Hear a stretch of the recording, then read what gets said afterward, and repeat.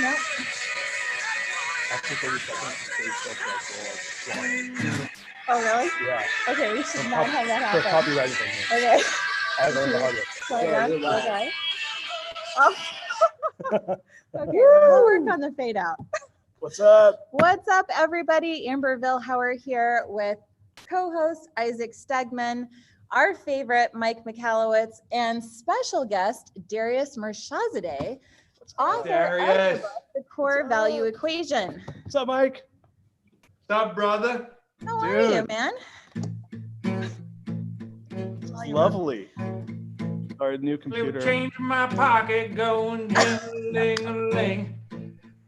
Call you on the telephone, gonna give Darius a ring. But every time I call, it's the same old thing. No hoogie, shuggy, wuggy, gonna give me wedding ring.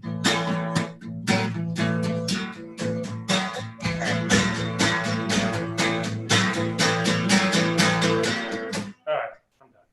Yeah. Hells yeah.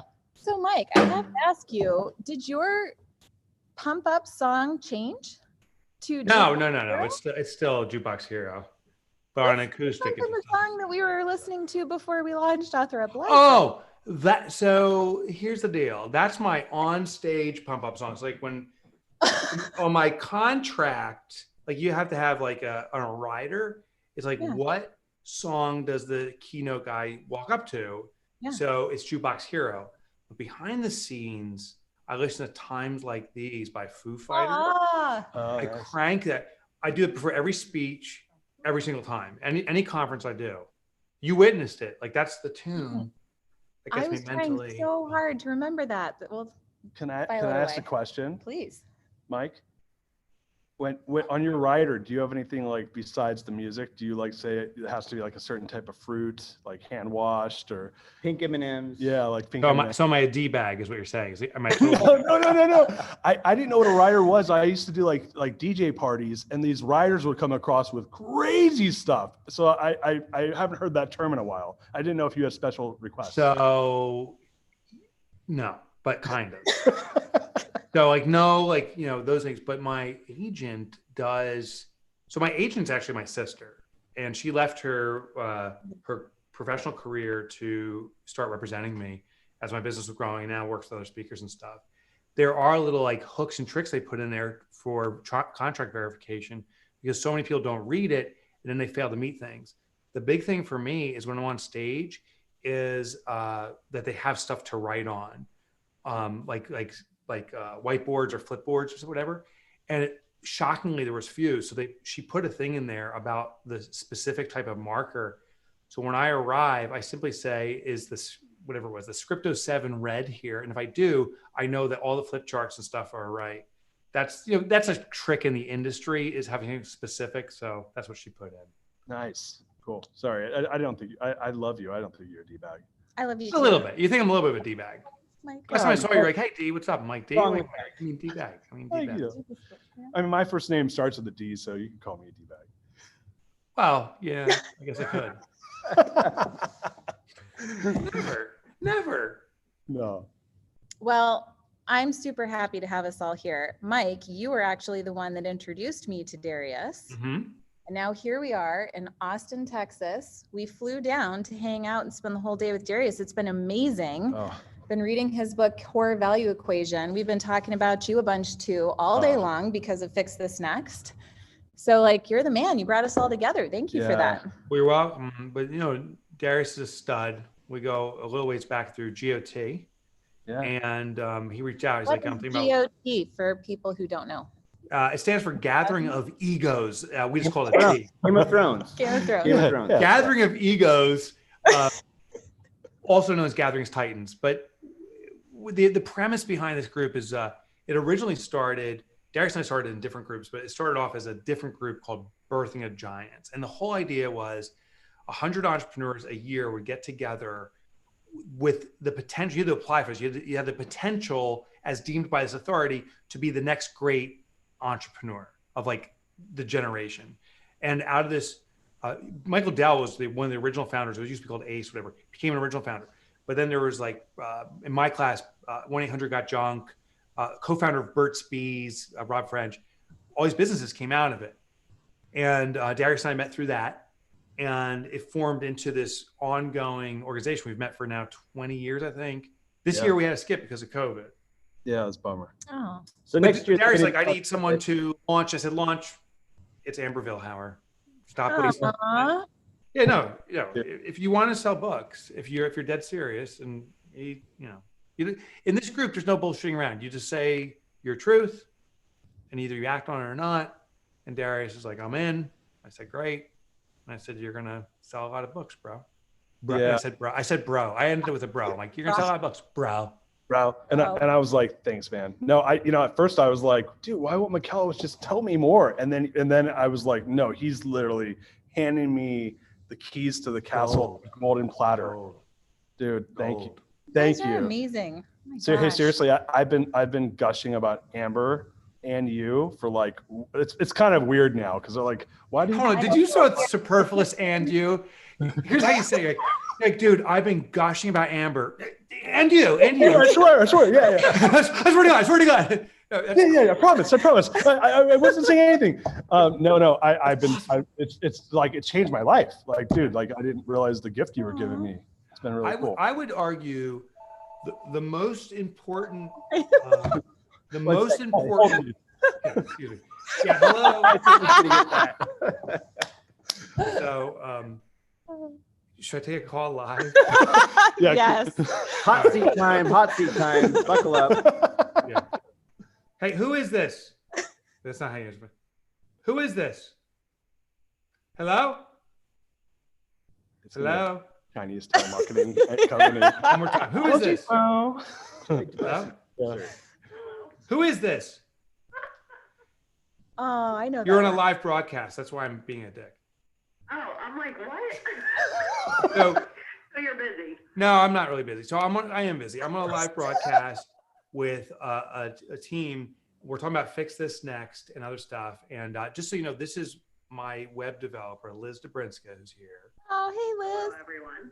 And Liz is currently working on the new site concepts. I still owe her the wireframe, but I'm launching a brand new book called Different is Better. And Liz, I'm going to hang up on you because you don't have to hear this, but I'll call you back, okay? You won't be long. Don't worry. So, but here's the thing. We're launching a new site, and to market my book, it's got to be different. So what I'm thinking about doing, tell me if this resonates with you, Darius, because I know Amber is the marketer. She'll be like, oh, I'm all over this. But Darius, you pretending you're the consumer of a book. Here's what I'm doing.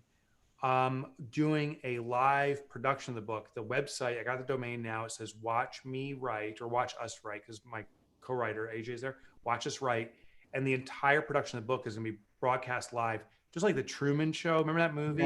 I love that Dude, movie. Dude. Yeah. I So know. it's the Truman Show for books. Thumbs up? Love it. Yes. Isaac, you're in? Yeah, that's an amazing idea. I was telling somebody, everybody wants to know what it's like to write a book. That's Right. That's Right. So just broadcast the entire process. And then my hope is it simply builds awareness for the book in a different way. And I'm doing it anyway, so it's no more work. It's just she has to design the website. Yeah. I think Brilliant, you should do the Castaway version where you regrow the beard out really long and you get a volleyball. You can't hear you very well. Yeah. I actually trimmed it up because I Amber, know that. I saw it in the last one. I know. Like, I mean, when you were like, looks like I have a growth on my face. yeah, when I pulled it, like shot out a mile. So I've now kind of refined. Yeah, it looked gross. You look very Really good. regal now, but I like It does it a look lot. regal. You look regal, like you're like a monarch from like the 1700s. Yeah, you look super good. Yeah. Like King Mike. King Mike. If you got any beard balm suggestions? I don't know. We'll check on that. What's a beard balm? It's stuff you put in your beer. Balm, like BALM. Oh, balm. I thought you meant balm, like the bomb. No, you don't, your face explodes. You're like, That's where your beard ends up like this. Yeah. there was, just as a background, there was a story of a guy's head effectively exploding. It was the collar bomber. And you got to Google it. It is the most effing bizarre story.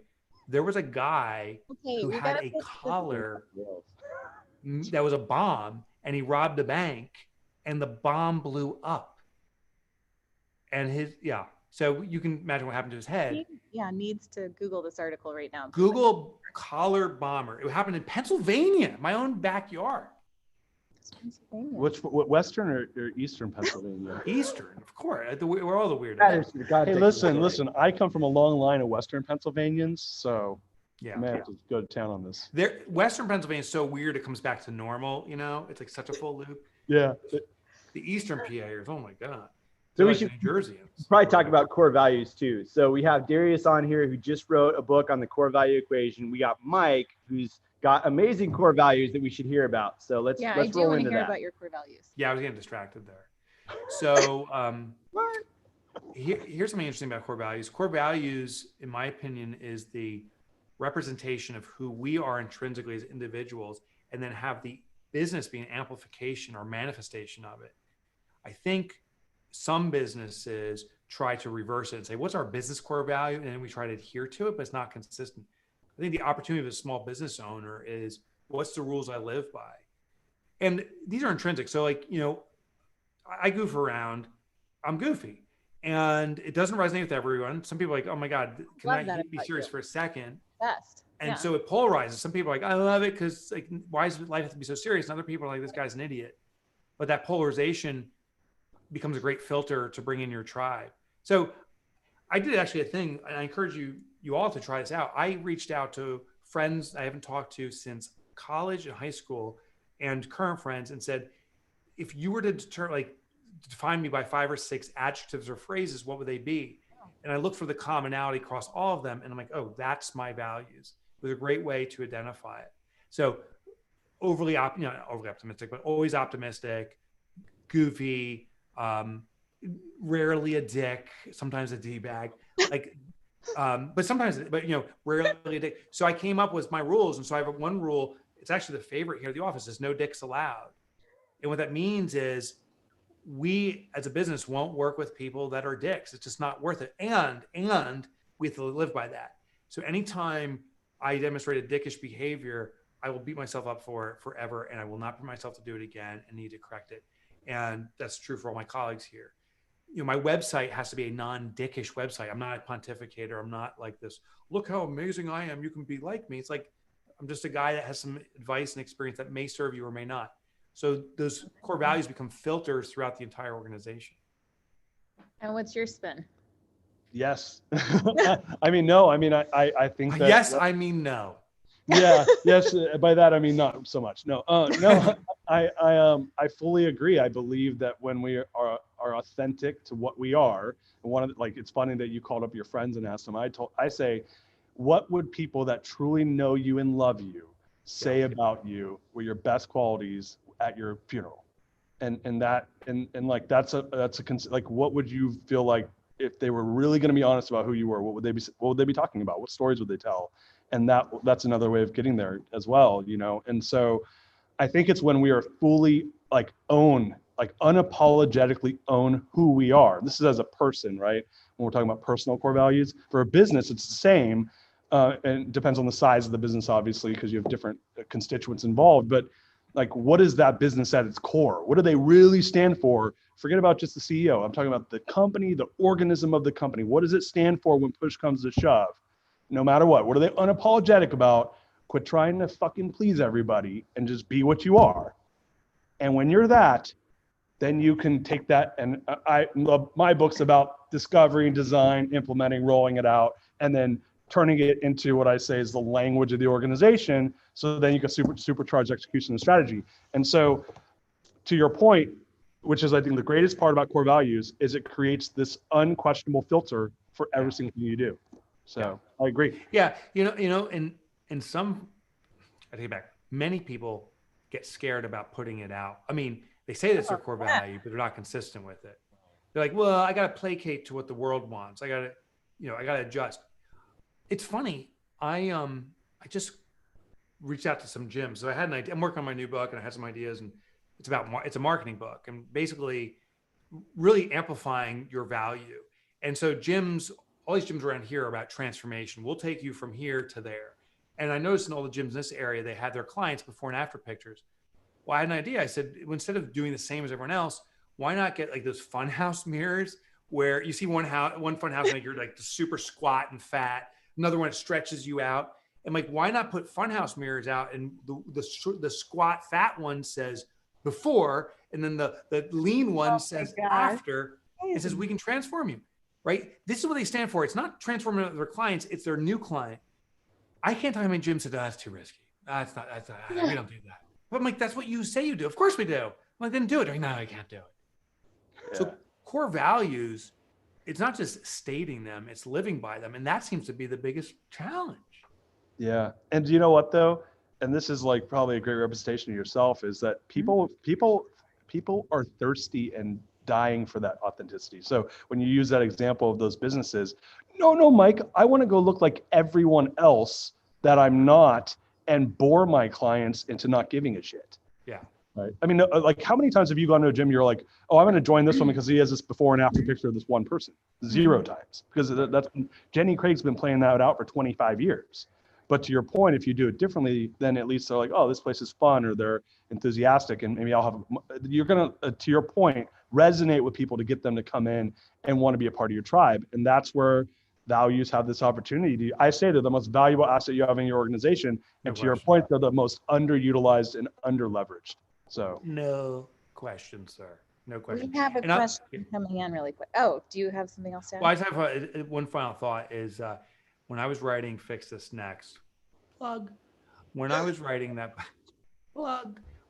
book, I interviewed people who got stuck. So there's these 5 levels we can move through: sales, sales, profit, and order are levels about what the business must get in order to have impact and legacy.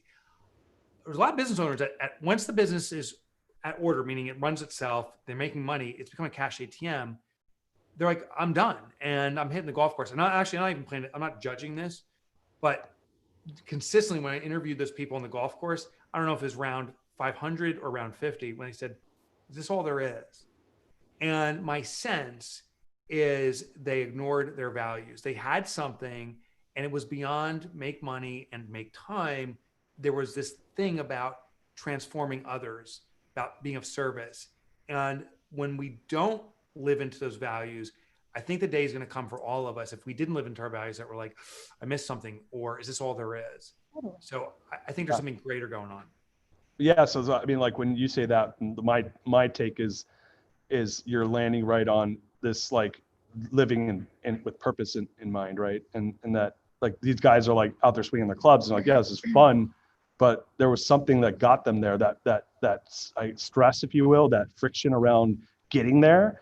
Yeah. Where they had to be engaged in their values and they had to like fight to make it happen, and having that purpose and having that, like there was a quote someone told me, they said, every man needs to have a project, right? And then when you're like living into that purpose and values, once you've gotten to that certain point, that gives you that fulfillment that you're talking about. And I just think that we as human beings are wired to want it, so there. That's great. I love that. Aww. So Mary has a question. She would love to hear the top 3 core values. Oh, that's how you make a heart. That's better. Mine was more like a blob. It was like, dude, right here, bro. There we go. Top 3 core values from each of us. Okay. Here's a church. Here's a steeple. Here's a staple. Here's the papes. Top 3 core values for us individually? Well, personally or professionally, business or personal. Why don't we do round robin? Like everyone does one at a time. You know what I'm saying? Okay. All right. You want to start? No. I'll start. Yeah. My most important one is meaningful connection. Like if I am not connecting with people, then what am I doing? I'm lost. Nice. Am I next? Yeah. I get to point to who goes next. Yeah, I don't have them I don't have a number. They're not ranked, but one of mine that I love is I call it Eye of the Tiger, and that's around passion, and that's around like living a passionate life and like grit, being fired up to like go make it happen. I love it. Is that your song? Too? Well, it's my favorite song, like without question. Yeah. We'll I end love Eye of on the that Tiger. one. Okay, we'll end on. Yeah. Mike. Positivity or death. That everything we can look at can be spun into a positive opportunity and we can leverage it. And I think if I live into negativity, it becomes a death spiral. I love us. Yeah. Unwavering excellence. So it's something that I have a really hard time with the mediocre in myself or in other people that are around me. And fortunately, I've been surrounded by, obviously here, amazing people, and the team's amazing. But that's something that's always been a thing for me, was just unwavering excellence. Like, no excuses, make it happen and do it right. Love it. Who are you going to call next? Gosh, I think we'll go back to Darius. So my number one core value is heart, and it stands Wait, for. number one, you said you don't rank them. Well, I mean, there's an You order. were trying to give me shit before, There's and then I just I love it. I mean, like, it's not if I had to choose one. I'm just saying, like, in order, because I've Sure, just, okay. listen, the book's all about designing them. So there's a design Alphabetically. process. Alphabetically. Yeah, heart, which is happiness, and I have a Fibonacci heart, which is, it stands for just like, what is it that makes me want to be engaged every day, and the being around my family, and like what really brings me joy and happiness in my work and family and friends, and how do I want to get there? Love it. All right, I'm gonna go Amber. Okay. All in. That's mine. I want to be all in to the things that I do. I want to be all in with the people that I surround myself with, and just elevates every experience that way. I'll Mike. grab it. Blood money, and not in the mafioso sense, but blood Awkward money in now. the sense that money needs to be. Money is the bloodstream of business, and needs to be respected and addressed that way. It needs to be cared for and protected, and it will fuel a business. Beautiful. Okay, so better together. And I got this from our director of operations, Mary. I love Mary. She's awesome. She is incredible. So better together, we all have our own individual strengths. And when we try to play too far outside our strengths, we end up in trouble. And so surrounding ourselves with people with complementary strengths and aligned values is super important. And so that's one of our core values that came from Mary. Nice. Are we on like number three I don't- for number all of three. us? Three, Darius, you're up, bro. Three? Am I up? So I just exited my business, so I'm not doing my business core values. I'm doing my personal ones. So my other, I have 6, but I'm gonna tell you, I call it boom, and it with an exclamation point. And that, Boob? boom, boom, like Oh, I thought you said boob. like Wait. like boom. Boom. Got That it. was Now I'm clear. awkward if it Like, were boob. Yeah, boob is that would be they're weird. like Darius, like that's really like not cool. Hashtag me too. Don't go My there. number one core value is boobs. Boobs. I'm kind of, into that. No, BOOM exclamation point. So it stands for creativity, and it says like, tear down the establishment, make room for new ideas, really live a creative existence. And for me, if I'm not being creative, it's not good. So I like that one. Mhm. I'm gonna go Isaac. We're gonna go a different way. Okay, Now. so Different is better. I've been told. I mean, Yes, Different I've heard is it's a wonderful book talking about, yeah. coming out.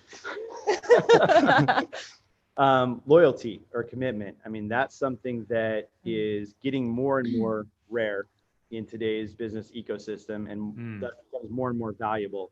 So someone who is, and that comes from core values, right? A core values alignment really adds to a lot of loyalty. Whereas if you have a misalignment, then you end up with people who are less committed, less loyal, and easier to have them walk. Nice. Amber this time.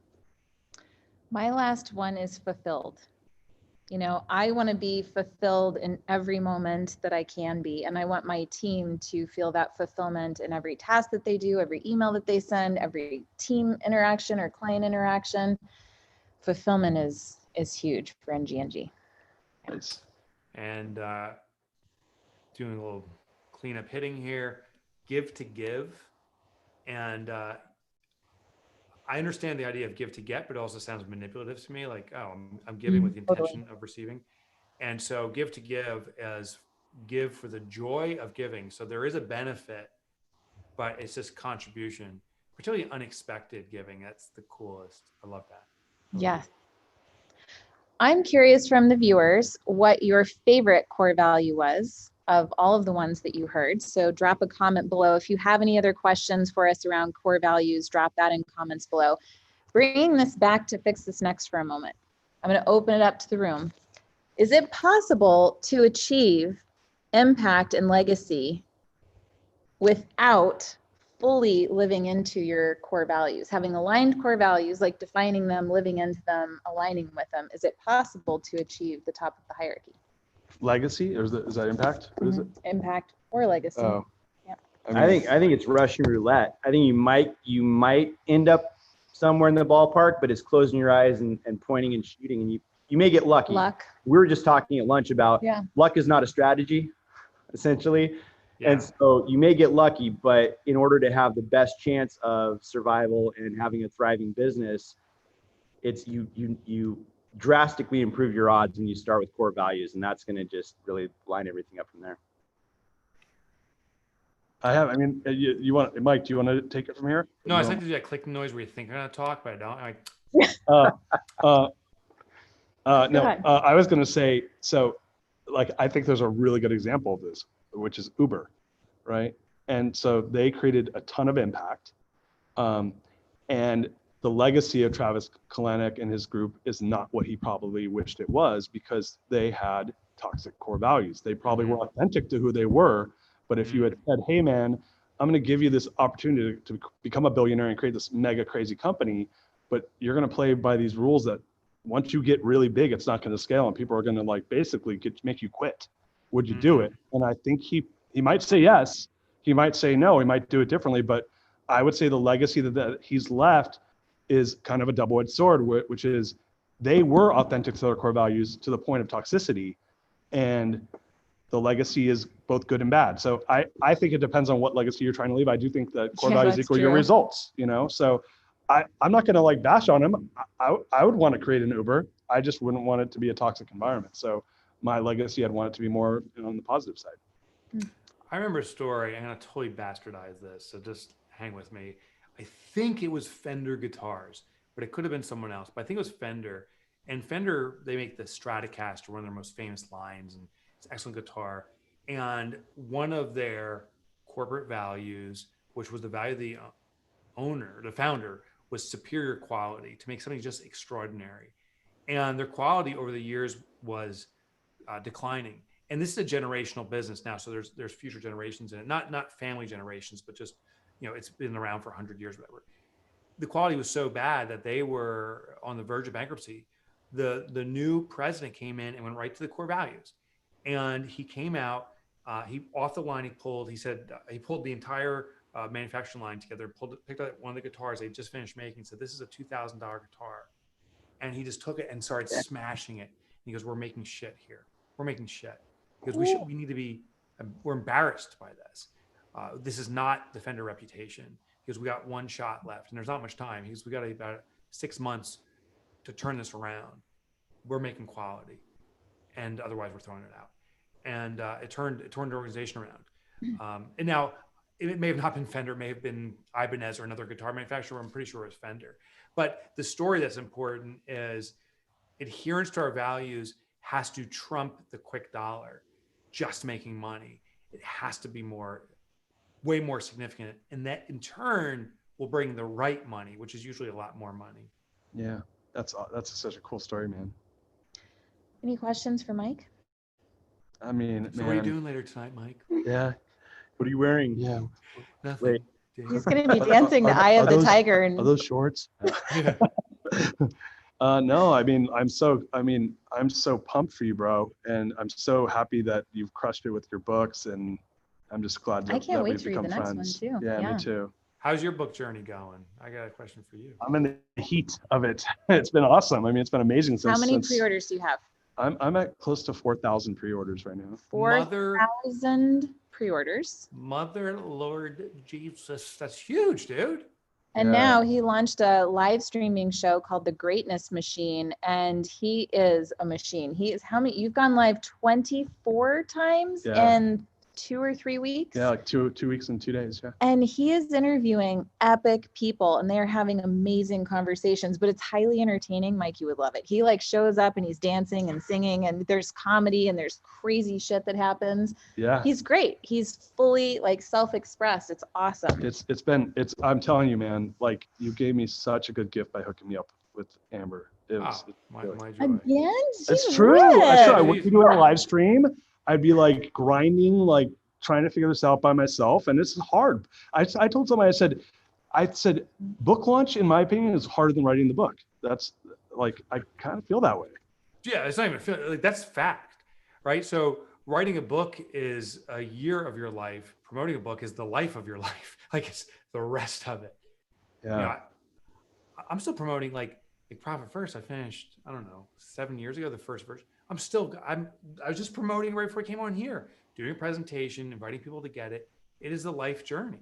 Yeah. But I would also argue it's a responsibility. I really do believe the most important work on this planet is the written work, books. Like think about things that have changed the world. Like let me just pick the Bible, for example. It's changed some people's opinions. That's a book. You know, think of something else that maybe changed the nation called the Declaration of Independence. Like it changed the world. It's written, it has permanence to it, and it has to be written well, has to be effective. It has to motivate and persuade people. And sadly, in the book industry, particularly now, because it's so easy to write books, that there is this we're being drenched, saturated with some really bad stuff, and that's hurting the industry. Therefore, the people that put their year or 2 or 5 into writing an extraordinary book, they put their soul into the book.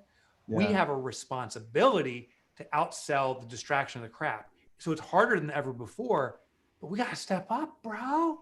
Yeah. That's how GOT always ends. You got to step up, bro. Yeah. You got to step up. So I'm proud of you for selling 4,000 pre-orders. That is Herculean. And I hope you are relentless in doing this, not just for the rest of this month or year, but for years to come, for decades to come. That's definitely going to happen. And on the Fix This Next live stream series, we are having Darius back later this week for a full interview. So definitely want to stay subscribed to the Facebook page or wherever you're viewing this, YouTube, Periscope, and we will send promotion out about that. We are going to dig into his framework. What makes Darius different is he's really created a structure around core values, how to define it, and then how to roll it out into an organization to create what he calls invisible scale. The book is excellent, truly. So we're really happy to have you here. Thank you, Mike, for that. Mike, I'm going to open it up to you. We're out of time. Any last words of wisdom before we jam out to Eye of the Tiger? Just the responsibility. I don't know if I said this last call, but I just want to share it with every small business owner watching, is you have a responsibility in this market, the COVID crisis, the pandemic, to sell. Yes. There is a tsunami of shift coming. They didn't say, business won't return to normal. Customer demand won't go back to the way it was. That's the shift. And there's this new awareness, new need, new everything. It's a tsunami. And the tanker ships of Amazon and Google and all these mega companies, they can't turn on a dime, but we're on jet skis, the small business folks. Yep. So we can change. And out of every recession, it's always been the reinvention created by small business that turned the global economy around. And great businesses came out of small businesses every recession. And it'll happen again. So my thought to everyone listening, why not you? Why not you? Make it today. Make it you. I feel like Mussolini. We're going to run this country. I don't know if you ever saw Mussolini's speech. It was a good episode. I love it.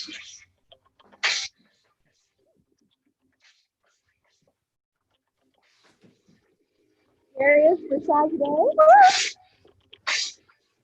Mike, do you know this one on your guitar? Yeah, I do, but it's cutting out, so I can't play it. I need my electric. You